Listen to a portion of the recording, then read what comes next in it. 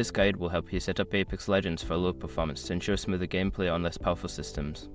Follow these steps to optimize your settings effectively. Step 1. Adjust in-game graphics settings. Go to the Settings menu in Apex Legends and navigate to the Graphics section. Lower the resolution, set the texture quality to low, and disable any unnecessary visual effects to improve performance. Step 2. Update your graphics drivers. Ensure your graphics card drivers are up to date. Visit the manufacturer's website, NVIDIA, AMD, or Intel to download and install the latest drivers, which can enhance performance and stability. Step 3. Optimize launch options. Open the game launcher, Origin or Steam, and access the game properties. Add launch options such as nowhere to skip the intro video and high to prioritize game performance over other processes. Step 4. Close background applications. Before launching the game, close any unnecessary applications running in the background. This frees up system resources and can significantly improve your game's performance. Step 5. Monitor your system temperature.